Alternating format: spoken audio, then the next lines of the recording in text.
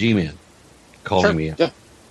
Okay, so we have the scientific method, which is you make any statement, any one statement. Let's take that one statement and verify whether that one statement is true or not.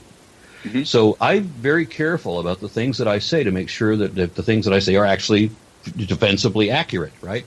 So G-Man and a couple of others have made videos about me where they criticize when I talk about supernatural things like curses and hexes and transformations and golem spells and all like this, and I put them in the category of magic. Mm-hmm. That's because they're all supernatural. That's what makes them magic. That's the definition of magic. Yeah. Right. So then all of these people will want to go with the straw man mischaracterization of saying that supernatural is just stage magicians' illusions. But I specified in that video that I was talking about genie magic. Right. And so G-Man did his best backflip in the one video that I saw that he made about me, because somebody shared it because they thought it was funny, and I thought it was funny too. He makes this thing about how genies are ever so if you only look at Aladdin, then genies are limited to Aladdin, I guess. And so that means it's somehow completely different from his God, which is, it's exactly the same. Even if you limit it only to Aladdin, it's still exactly the same. But then if you go to the broader category of books that also include genies, you realize that, damn, this compendium really is talking about his damn God. And this is how Elijah was taken up in a whirlwind, because the whirlwind was God, because a whirlwind is literally a dust devil. It's not just a colloquialism. That's literally what they believed that it was. Wow. That's where genies and devils come from, is the idea of a dust devil. Yeah. Okay, and so G-Man wanted to misrepresent all of this as much as he could. He was saying that it's not really magic because it's not an illusion, but I said it was genie magic. And so when we start about genies, well, now think about it. If the genie is, granting these wishes, is it an illusion? Is it because he has, he has a dove hidden under his sleeve or something like that? Is that the way genie magic he was works? trying to make Obviously not. So G-Man knows he is lying about that. But as I said, they all do. They don't care. Well, hang on. He was trying to make the argument. If it doesn't matter what the facts are, then it doesn't matter what the truth is. All right, he was trying to make the argument that genies were using stage magic. Yes. How have I not seen this? Where has this been? I have missed this. I thought I had the collection, the anthology of G-Man. I think I missed this somewhere along the line. I don't remember this. Actually, that in the Disney rendering of Aladdin, I think that the genie out of his hat at one point. I think that actually did happen. Please. Ergo God exists.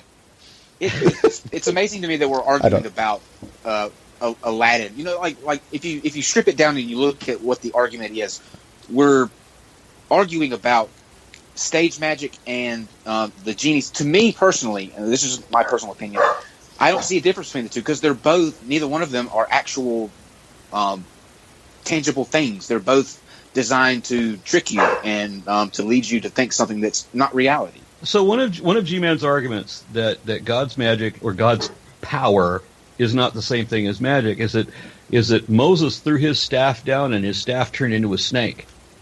That already is magic. That's supernatural. That's a transformation. That's magic. But then the pharaohs threw the pharaohs magic threw their staffs down, and their staffs became snakes. But Moses' snake ate their snakes. Which, think about this: if you got 2 or 3 snakes, and then one snake comes and eats 3 other snakes. Oh man! Come on, how stupid can anybody be to really believe this? You can't just be stupid; you have to also be dishonest. Stupidity alone is not enough. Yes, I think it's more on the dishonesty. But this was his argument that Moses' snake wasn't magical, because it was exactly the same thing as the magician's magical snakes. It's just that his not magical snake, but by simple definitional fiat, ate the other snakes, which means that it's not magic like the magic snakes. It's the non-magic power snake. What the hell?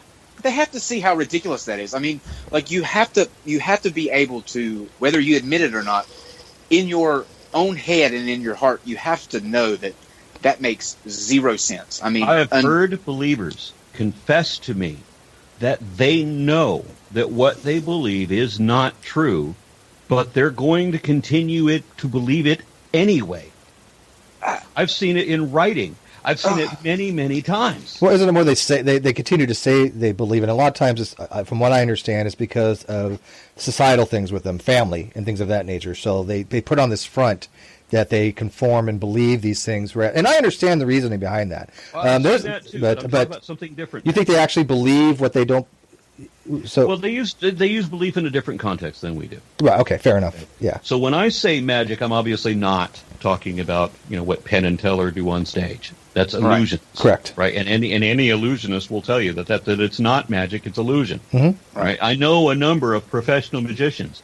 James Randi, Matt Dillahunty. I know a lot of professional magicians. They will tell you that it's not magic; it's illusion. Right. Magic is distinguished from stage magic or illusions because magic is supernatural. It's conjuration. It's everything the Bible describes. Right. So that's what makes it magical, is being supernatural. It's not just that it's beyond the natural realm. It's that it's a specific thing that's beyond the natural realm. It's the hexes and curses and blessings. You know what a blessing is? Whenever somebody tells you to have a blessed day, a blessing is literally, really, it's an enchantment. It's a magical enchantment. So when they tell you to have a blessed day, they are literally telling you to have a magically enchanted day. And when you sneeze. Yes. So when they tell you that, why don't you respond by saying, well, you should have a magically enchanted day too. They won't understand what the fuck you're talking about. That's but awesome. If anybody later on in that grocery line laughs at what you said, that's an atheist. Wow, that's great. I'm going to start using that's great. Is that the atheist detector? They laugh at something like that? You've gotten to, we would actually love to have you back on to talk about more into what we were going into before at another time. I think that would be a really good episode. But I want to kind of shift gears and go into you've been able to meet a lot of influential people in the science world and religious world. Who's been like the one person that you just are like, oh, I can't believe I'm actually speaking to this guy right now? Well, you, of course, Kyle. You. Well, besides you and me. But yeah. I have run into James Randi a number of times. He's awesome. I've been to his house a couple of times, and that's the one for me. He was actually the first famous person I ever met, and the beautiful thing about that was that I was kind of already famous on my own to a small degree, at least in this one little circle of people, before I met him. So I was at TAM, the Amazing Meeting, and I saw a mutual friend trying to tell Randy that I was here to see him. So he already knew who I was, but I couldn't get to him, even though he was only 20 feet away.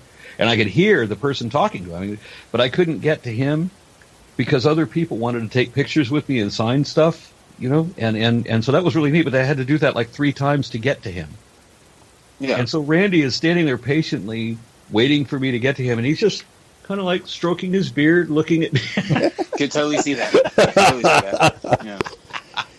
I mean, is there a better way to be introduced to your first famous person you've ever met than to have them see that you're famous? He would probably be one of the most coolest people to ever hang out with. I mean, the stories that man has. Randy is really wonderful. He's invited me, as I said, to his house a couple of times. I've had dinner with him a few times, and I love him. Yeah. What's I saw a picture with you and Professor Dawkins.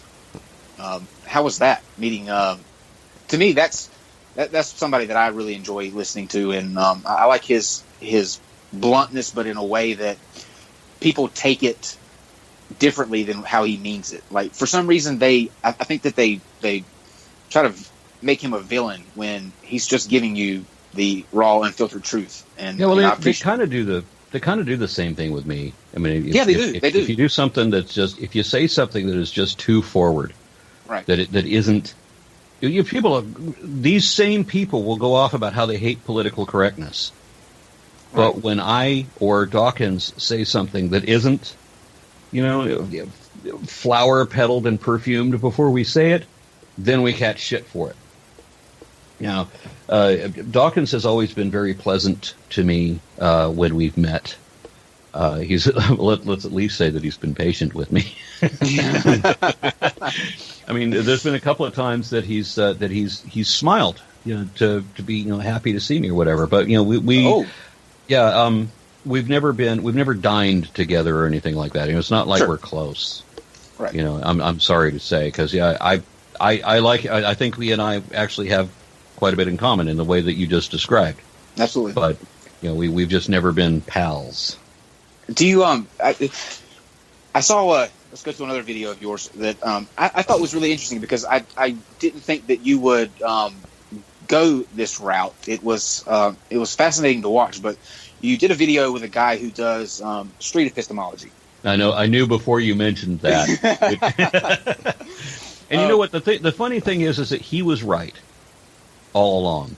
When you get to the end of that video, Aaron tries street epistemology or whatever, it's something along those lines. Was that the one with Anthony Magnabosco? Yeah. Okay. Yeah. Okay.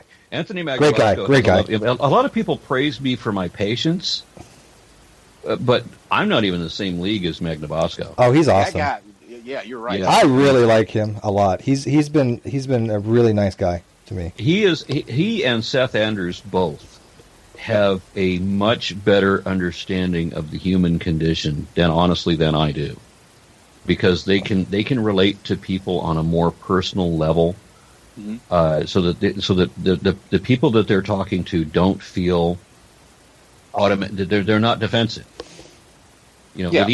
With either Magnabosco or Seth, I mean, people will just open up to them, whereas I am viewed as an immediate enemy. You're the hammer; they're the scalpel. There's a value to the approach that I take, but it's not with the average everyday person on the street. My approach is kind of tailored to the professional liar, the evangelical apologist, the politicians advocating for this, for lawyers, that sort of thing. Good point. Yeah, you need a heavy hand there. You do. Yeah. You need a heavy hand in that instance, but right. not. But when we're talking to the average person on the street, that's not for me. That's Seth and Magnabosco, because those guys excel there. Yeah, I think they're both, I think, equally important, because there's an appeal to different people, and I think covering that. But it was just, for me, it was really fun to watch you be willing to put yourself out there in a different way. So yeah, I have to admit my own failure there, because we got to that last guy in the video, and that guy was clearly looking for a fight.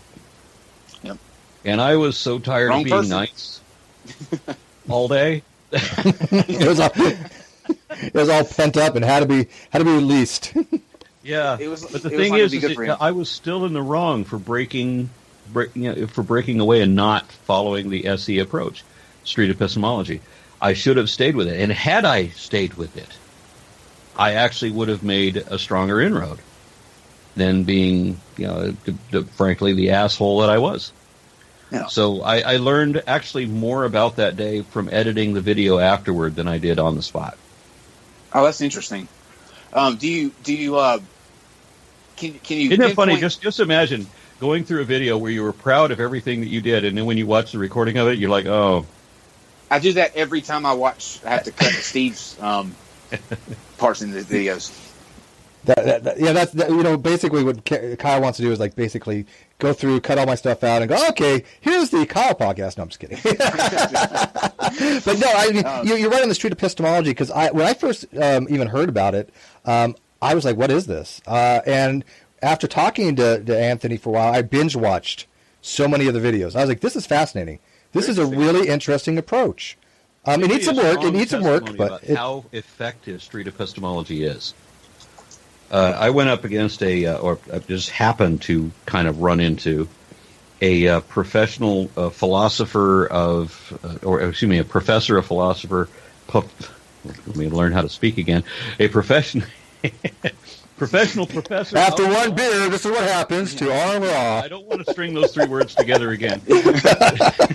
He was also a teacher at a seminary school, and described himself as a young Earth creationist. And so, as soon as I hear that, I jump right into this argument. But he picked up on that I was there. I was there at his seminary with Magnabosco once he assumed that there was street epistemology involved, and once he heard the Socratic method, he went off. So it's